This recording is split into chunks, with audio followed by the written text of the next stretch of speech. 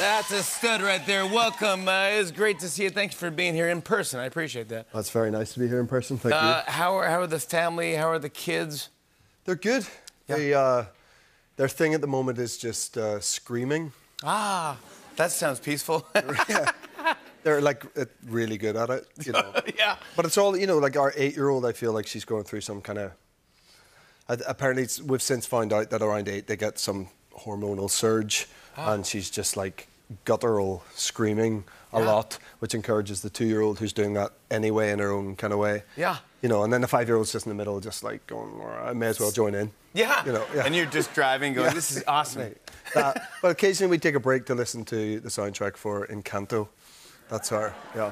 I mean, that's what everyone's doing right now. Right, that's what everyone's doing. That represents everyone. It's screaming and Encanto right now. That's it. How good is the music? That's We don't talk about Bruno. No, yeah, I mean, come on. Well, we might talk about Bruno. Exactly, yeah. No. We're allowed to talk about Bruno. We're allowed to talk, yeah. Speaking of singing, by the way, Yeah. I saw a really cool thing. You were singing Rainbow Connection. I was. In the Kermit the Frog voice. I have it here. Can we just show it? Why are there so many songs about rainbows?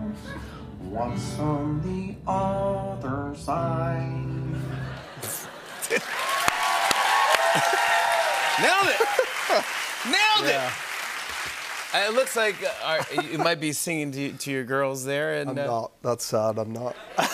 You're not. I'm singing to my groomer before I go on another talk show. Is that right? Yeah. There was no kids in the room. No, I'm not even sure my kids have seen that. They just like, yeah. What you just? I was mucking around with the guitar, and I was just. I've always loved that song, you know. So I was sort of singing that song anyway, and then realised that I could sing it like Kermit. I love that you could do something like that, but then you could also do Belfast. I mean, you're kind of doing everything. That's the idea, isn't it? Yeah, I guess that's the fun of acting. Yeah, congrats. It's getting great reviews. It's been nominated for every award I could think of. You're getting Oscar buzz. That must be exciting. I mean, I know it's you're going around and you're on all the lists and everything like that. But for anyone who hasn't seen Belfast, can you set it up? What it's about? Yeah. So it's our writer-director, Sir Kenneth Branagh. Who's awesome. A legend. It's sort of semi-autobiographical about his childhood growing up in Belfast. A lot of people don't realise he has any connection to Ireland, but he was brought up in Belfast. It's sort of, we go from 1969 when he was 9 years old and follow the beginning of the conflict, which would go on for 30 years to be known as the Troubles, and it's a sort of 9-year-old boy's account of his family and how they were dealing with that situation at that time.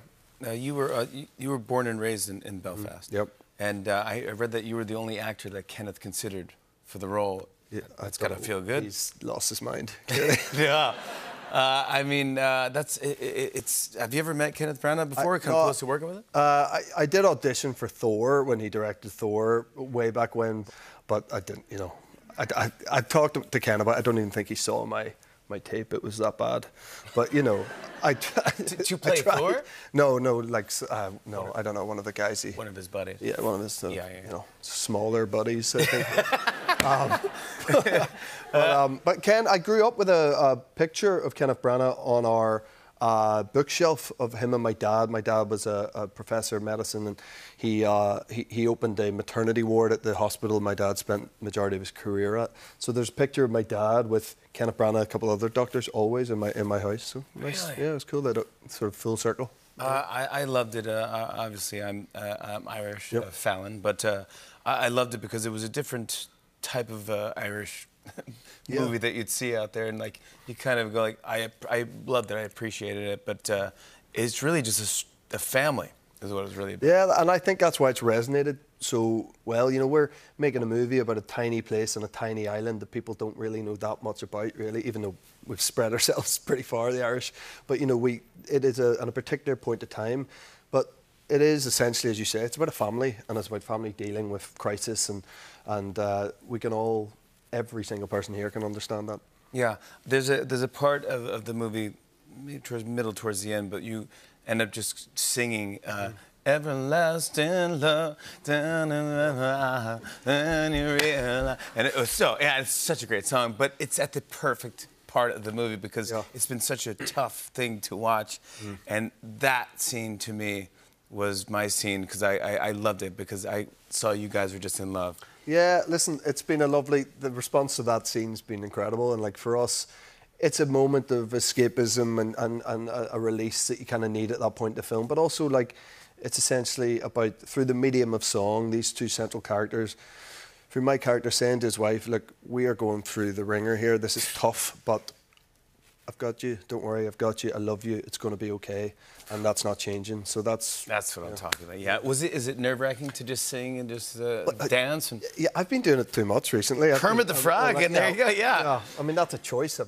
bad choice, but you know, in the last few things I've ended up singing, but I think I know what I'm doing next, and I know I don't sing in it, so we're all going to be spared. Yeah, no, I want to talk more about the movie and show a clip when we come back. More with Jamie Dornan after the break. Come on back.